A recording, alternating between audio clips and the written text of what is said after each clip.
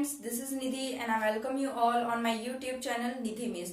तो आज मैं आप लोग के साथ झारखंड बोर्ड द्वारा जारी की गई मॉडल सेट्स को डिस्कस करने वाली हूँ। तो इससे पहले मैंने 3 मॉडल सेट्स एसएसटी के डिस्कस कर चुकी हूँ आप लोगों के साथ, और आज मैं आपके साथ एसएसटी का 4th मॉडल सेट प्रैक्टिस करने वाली हूँ। तो चलिए बिना टाइम वेस्ट किए हम लोग आज के वीडियो को स्टार्ट करते हैं। और अगर आपको मेरा वीडियो अच्छा लगे तो प्लीज मेरे चैनल को लाइक कीजिए, शेयर कीजिए और सब्सक्राइब कीजिए। और अगर आप लोगों को किसी भी तरह का कोई कंफ्यूजन है तो आप मुझे कमेंट बॉक्स में कमेंट कर सकते हैं। तो आज का पहला क्वेश्चन है, ऐसी सरकार या शासन व्यवस्था जिसकी सत्ता पर किसी प्रकार का कोई अंकुश नहीं होता है कहा जाता है। पहला ऑप्शन है निरंकुशवाद, सेकेंड ऑप्शन है उदारवाद, थर्ड ऑप्शन है राष्ट्रवाद, फोर्थ ऑप्शन है रूढ़िवाद। आपके पास 5 सेकेंड है, 5 सेकेंड में अपने आंसर्स कमेंट बॉक्स में कमेंट कर सकते हैं कि इसका राइट आंसर क्या होगा। कोई ऐसा सरकार या कोई ऐसी शासन व्यवस्था जिसमें किसी भी प्रकार का कोई अंकुश ना हो, उसे हम लोग क्या कहेंगे? निरंकुशवाद। यानी कि इसका राइट आंसर क्या होगा? First option. चलिए नेक्स्ट क्वेश्चन की तरफ आगे बढ़ते हैं। तो नेक्स्ट क्वेश्चन है, मतदान के अधिकार को क्या कहा जाता है? मतदान के अधिकार को क्या कहा जाता है? पहला ऑप्शन है मूल अधिकार, सेकेंड ऑप्शन है मताधिकार, थर्ड ऑप्शन है संवैधानिक अधिकार, फोर्थ ऑप्शन है राष्ट्रीय अधिकार। तो ये एकदम कॉमन सा क्वेश्चन है, ये आप लोग आराम से आंसर कर सकते हैं। इसका राइट आंसर क्या होगा? ऑप्शन नंबर ख मताधिकार। चलिए नेक्स्ट क्वेश्चन की तरफ आगे बढ़ते हैं। बास्तिल किले का पतन कब हुआ था? बास्तिल किले का पतन कब हुआ था? फर्स्ट ऑप्शन है 1769 ईस्वी, सेकेंड ऑप्शन है 1779 ईस्वी, थर्ड ऑप्शन है 1789 ईस्वी एंड फोर्थ ऑप्शन है 1799 ईस्वी। तो जल्दी से बताइए कि इसका राइट आंसर क्या होगा? तो इसका राइट आंसर क्या है? इसका राइट आंसर होगा ऑप्शन नंबर ग 1789 ईस्वी। चलिए नेक्स्ट क्वेश्चन की तरफ आगे बढ़ते हैं। 1815 में आयोजित वियना सम्मेलन की मेजबानी किसने की थी? 1815 ईस्वी में आयोजित वियना सम्मेलन की मेजबानी किसने की थी? तो फर्स्ट ऑप्शन है मैत्सनी, सेकेंड ऑप्शन है रूसो, थर्ड ऑप्शन है Garibaldi and the fourth option is Metternich. तो जल्दी से बताइए कि इसका राइट आंसर क्या होगा? तो इसका राइट आंसर क्या होगा? ऑप्शन नंबर घ यानी कि मैटरनिक। चलिए नेक्स्ट क्वेश्चन देखते हैं। लिब्रे क्या था? पहला ऑप्शन है फ्रांसीसी मुद्रा, दूसरा ऑप्शन है फ्रांसीसी कानून, तीसरा ऑप्शन है फ्रांसीसी शासन व्यवस्था, फोर्थ ऑप्शन है फ्रांस में प्रचलित कर व्यवस्था। तो जल्दी से बताइए कि लिब्रे क्या था? तो इसका राइट आंसर क्या होगा? ऑप्शन नंबर का लिब्रे क्या था? लिब्रे आपका फ्रांस का करेंसी था, वहां की वो मुद्रा थी। चलिए नेक्स्ट क्वेश्चन देखते हैं, की तरफ आगे बढ़ते हैं। गांधी जी को पहली बार राष्ट्रपिता कहकर किसने संबोधित किया था? गांधी जी को पहली बार राष्ट्रपिता कहकर किसने संबोधित किया था? पहला ऑप्शन है सुभाष चंद्र बोस, सेकेंड ऑप्शन है रविन्द्रनाथ टैगोर, थर्ड ऑप्शन है Pandit Jawaharlal Nehru and fourth option है डॉक्टर भीमराव अंबेडकर। तो जल्दी से बताइए कि इसका राइट आंसर क्या होगा? तो इसका राइट आंसर क्या है? इसका राइट आंसर होगा ऑप्शन नंबर क। गांधी इरविन समझौता कब हुआ? तो पहला ऑप्शन है 1 मार्च 1931 ईस्वी, सेकेंड ऑप्शन है 15 मार्च 1931 ईस्वी, थर्ड ऑप्शन है 10 मार्च 1931 ईस्वी और फोर्थ ऑप्शन है 15 मार्च 1931 ईस्वी। तो इसका राइट आंसर क्या होगा? 5 मार्च 1931 ईस्वी। चलिए नेक्स्ट क्वेश्चन की तरफ आगे बढ़ते हैं। गीतांजलि किसकी रचना है? गीतांजलि किसकी रचना है? रविन्द्रनाथ टैगोर, बंकिम चंद्र चटर्जी, ब्रह्मेश्वर नाथ तिवारी, महात्मा गांधी। तो आप बताएंगे जल्दी से कि गीतांजलि किसकी रचना है?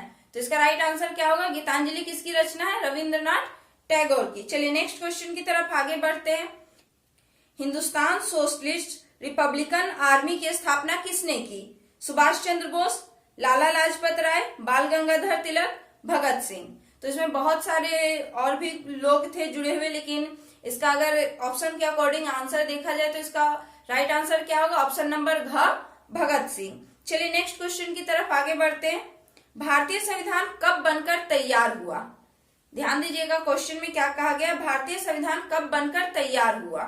पहला ऑप्शन है 15 अगस्त 1947, सेकेंड ऑप्शन है 26 जनवरी 1949, थर्ड ऑप्शन है 26 जनवरी 1950, फोर्थ ऑप्शन है 2 अक्टूबर 1869 ईस्वी। तो बताइए कि इसका राइट आंसर क्या होगा?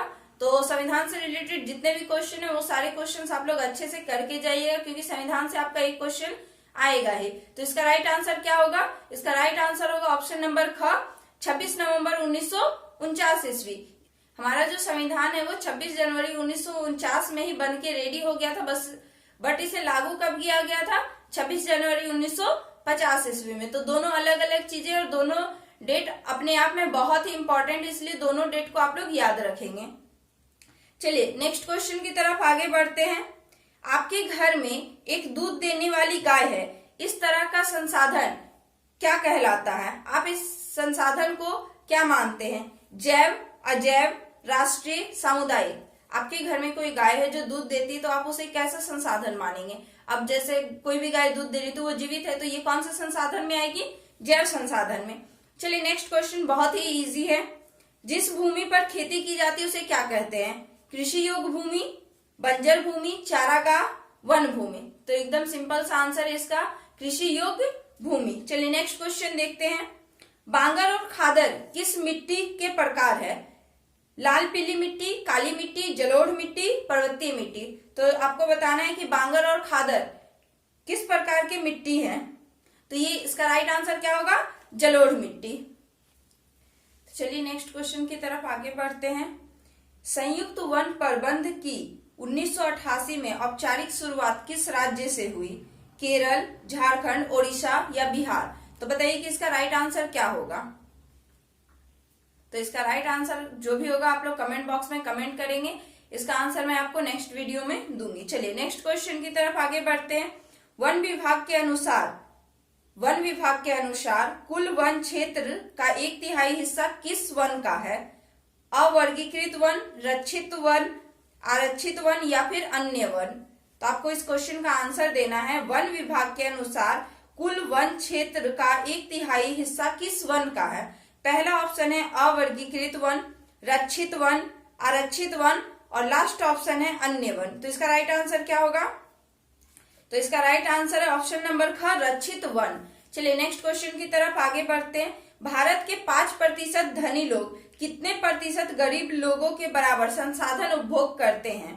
भारत के 5% धनी लोग कितने प्रतिशत गरीब लोगों के बराबर संसाधन उपभोग करते हैं?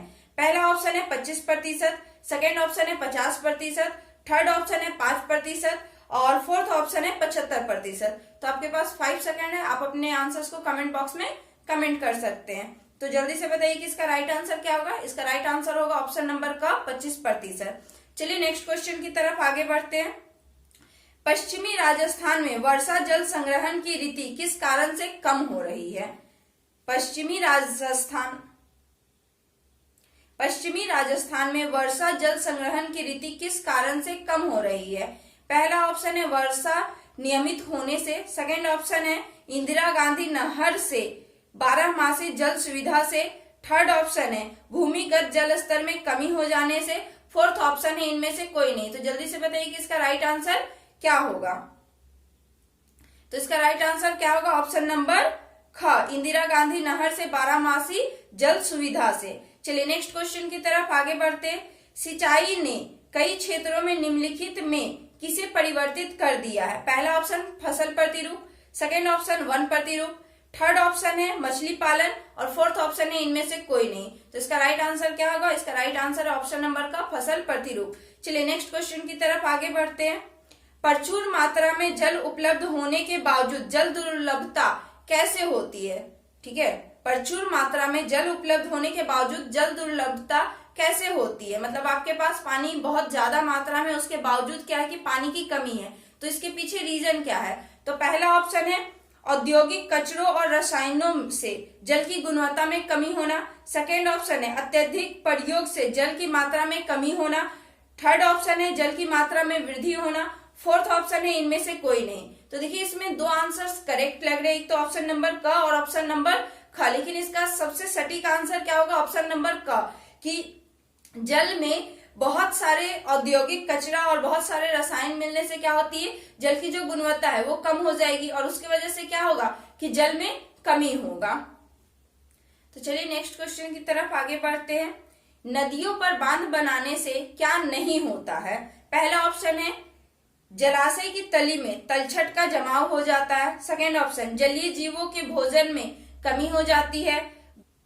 थर्ड ऑप्शन, वनस्पति और खेत जल में डूब जाते हैं। फोर्थ ऑप्शन, सूर्य ग्रहण होता है। तो आपको बताना है कि नदियों पर बांध बनाने से क्या नहीं होता है। तो ऑप्शन नंबर क, ख और ग ये तीनों करेक्ट है, क्योंकि ये तीनों चीजें होती है। सॉरी, ये तीनों ऑप्शंस क्या है, गलत है, क्योंकि ये तीनों चीजें नदियों पर बांध बनाने पर ये सारी चीजें होती है। तो इसका राइट आंसर क्या होगा? इसका राइट आंसर होगा ऑप्शन नंबर घ, कि नदियों पर बांध बनाने से सूर्य ग्रहण होता है। ऐसा रियलिटी नहीं है, ठीक है, ये झूठ है। नेक्स्ट क्वेश्चन, यूएनडीपी के अनुसार किसी देश के विकास को आंकने का आधार निम्नलिखित में से कौन सा है? पहला ऑप्शन, प्रति व्यक्ति आय। सेकेंड ऑप्शन, लोगों की शिक्षा का स्तर। थर्ड ऑप्शन, लोगों का स्वास्थ्य का स्तर। ऑप्शन नंबर 4, उपरोक्त सभी। तो ये क्वेश्चन इससे पहले भी हम लोग एक बार डिस्कस कर चुके हैं। तो इसका राइट आंसर क्या होगा? ऑप्शन नंबर घ, उपरोक्त सभी। चलिए नेक्स्ट क्वेश्चन की तरफ आगे बढ़ते हैं। विश्व बैंक की विश्व विकास रिपोर्ट 2017 के अनुसार पहला ऑप्शन, वे देश जिनकी प्रति व्यक्ति आय $12,056 प्रति वर्ष या उससे अधिक है वे समृद्ध देश है। नेक्स्ट ऑप्शन, वे देश जिनकी प्रति व्यक्ति आय $995 प्रति वर्ष या उससे कम है वे निम्न आय वाले देश है। ऑप्शन नंबर ग, क और ख दोनों सही है। ऑप्शन नंबर घ, इनमें से कोई नहीं। तो बताइए आप लोग कि विश्व बैंक की विश्व विकास रिपोर्ट 2017 के अनुसार कौन कौन सी बातें सही है? क्या होगा? इसका राइट आंसर है ऑप्शन नंबर ग, यानी कि क और ख दोनों बातें जो कही गई है वो सही है। चलिए नेक्स्ट क्वेश्चन की तरफ आगे बढ़ते हैं। प्रति व्यक्ति आय को क्या कहा जाता है? प्रति व्यक्ति आय को क्या कहा जाता है? फर्स्ट ऑप्शन, औसत आय। सेकेंड ऑप्शन, राष्ट्रीय आय। थर्ड ऑप्शन, कुल आय। फोर्थ ऑप्शन, सकल आय। तो एकदम सिंपल सा आंसर इसका कौन सा आंसर होगा? ऑप्शन क, औसत आय। चलिए नेक्स्ट क्वेश्चन की तरफ आगे बढ़ते हैं। इनमें से कौन भावी पीढ़ी के कल्याण को परिभाषित करता है? ऑप्शन नंबर क, आर्थिक विकास। ऑप्शन नंबर ख, समृद्धि। ऑप्शन नंबर ग, धारणीय विकास। ऑप्शन नंबर 4, जीवन की गुणवत्ता। तो इसका राइट आंसर क्या होगा? इसका राइट आंसर होगा ऑप्शन नंबर ग, धारणीय विकास। चलिए नेक्स्ट क्वेश्चन की तरफ आगे बढ़ते हैं। सेवा क्षेत्र में इनमें से किस तरह की गतिविधियां शामिल है? फर्स्ट ऑप्शन, कृषि, डेयरी, मछली पालन और वानिकी। सेकेंड ऑप्शन है चीनी, गुड़, ईंट बनाना। थर्ड ऑप्शन, परिवहन, संचार और बैंकिंग। और ऑप्शन नंबर घ, इनमें से कोई नहीं। क्वेश्चन में ही आंसर छुपा हुआ है जिसमें आप किसी को सेवा प्रदान कर रहे हैं। तो कौन सा आंसर होगा? ऑप्शन नंबर ग, परिवहन, संचार और बैंकिंग। चलिए नेक्स्ट क्वेश्चन की तरफ आगे बढ़ते हैं। जीडीपी का विस्तारित रूप निम्न में से कौन सा है? पहला ऑप्शन है सकल डेयरी उत्पाद। सेकेंड ऑप्शन है सकल घरेलू उत्पाद। थर्ड ऑप्शन है सकल विकास परियोजना। फोर्थ ऑप्शन है सकल मूल्य उत्पाद। तो आप बताएंगे मुझे कि जीडीपी का विस्तारित नाम यानी कि फुल फॉर्म क्या है? तो इसका राइट आंसर क्या होगा? ऑप्शन नंबर ख, सकल घरेलू उत्पाद। चलिए नेक्स्ट क्वेश्चन की तरफ आगे बढ़ते हैं। नरेगा 2005 राष्ट्रीय ग्रामीण रोजगार गारंटी अधिनियम 2005 के अनुसार सरकार द्वारा गारंटीकृत रोजगार के दिनों की संख्या डैश है। 100 दिन, 80 दिन, 150 दिन और 100 दिन। इसका दोनों आंसर राइट है, ऑप्शन नंबर का और ऑप्शन नंबर घ, 100 दिन। चलिए नेक्स्ट क्वेश्चन की तरफ आगे बढ़ते हैं। सवेतन छुट्टी का प्रावधान किस क्षेत्र में होता है? पहला ऑप्शन, असंगठित क्षेत्रक। सेकेंड ऑप्शन, संगठित क्षेत्रक। थर्ड ऑप्शन, ग्रामीण क्षेत्रक। और फोर्थ ऑप्शन है इनमें से कोई नहीं। डिस्कस कर चुके कि सवैतनिक छुट्टी आपको सिर्फ किसमें मिलती है? राइट आंसर क्या होगा? संगठित क्षेत्रक। चलिए नेक्स्ट क्वेश्चन की तरफ आगे बढ़ते हैं। अल्प बेरोजगारी उस अवस्था में पाई जाती है जब लोग, फर्स्ट ऑप्शन, सुस्त ढंग से कार्य कर रहे हैं। सेकेंड ऑप्शन, उनके कार्य के लिए भुगतान नहीं किया जा रहा है। नेक्स्ट ऑप्शन, अपनी कार्य क्षमता से कम कार्य कर रहे होते हैं। फोर्थ ऑप्शन, कार्य करना नहीं चाहते हैं। तो इसका राइट आंसर क्या होगा? इसका राइट आंसर होगा ऑप्शन नंबर 3, अपनी कार्य क्षमता से कम कार्य कर रहे हो। चलिए नेक्स्ट क्वेश्चन की तरफ आगे बढ़ते हैं। नियंत्रण एवं संतुलन की व्यवस्था का संबंध सत्ता की साझेदारी के निम्न में से किस रूप से है?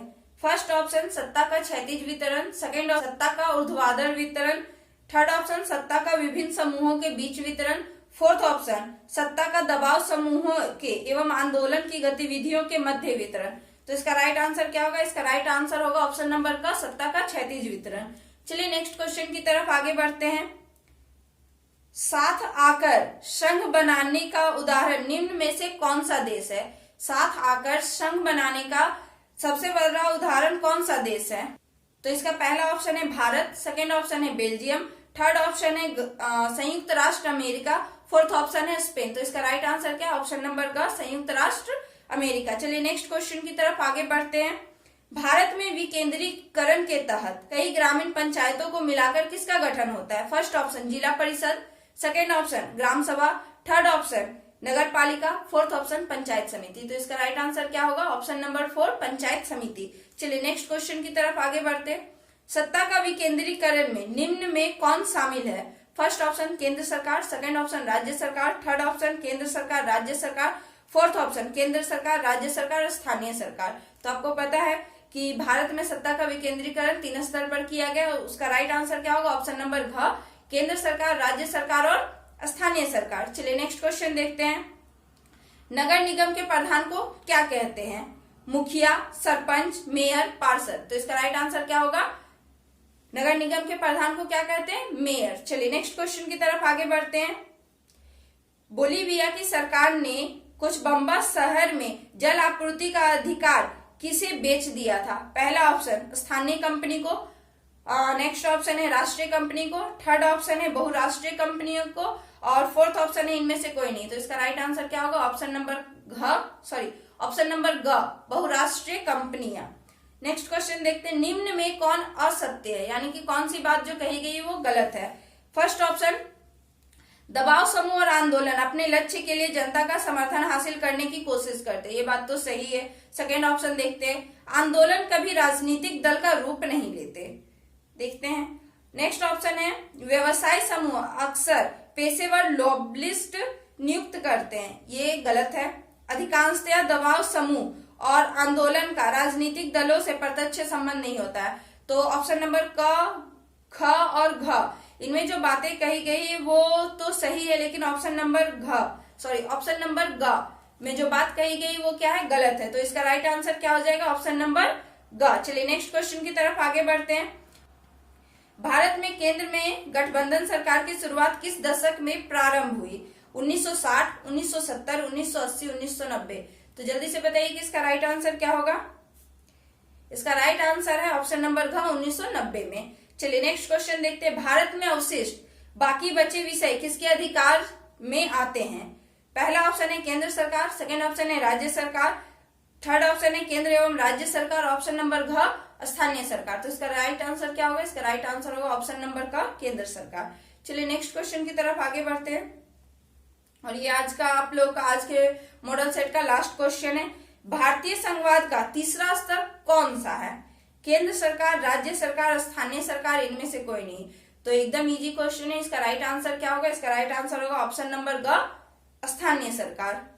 आई होप आप लोगों को आज का वीडियो अच्छा लगा हो और आई होप आप लोगों ने अच्छे मार्क्स गेन किए हो। आपके 40 में से 40 सही हुए हो और जिनके 40 में से 40 सही नहीं हुए हैं, कोशिश कीजिए कि अच्छे से प्रिपरेशन करके 40 आउट ऑफ 40 लाएं, ठीक है। और इसमें जो एक क्वेश्चन रह गया उस क्वेश्चन का आंसर आप लोग मुझे कमेंट बॉक्स में कमेंट करके बताएंगे। और अगर आप लोगों को मेरा वीडियो अच्छा लगा हो तो प्लीज मेरे चैनल को लाइक करें, शेयर करें और सब्सक्राइब करें।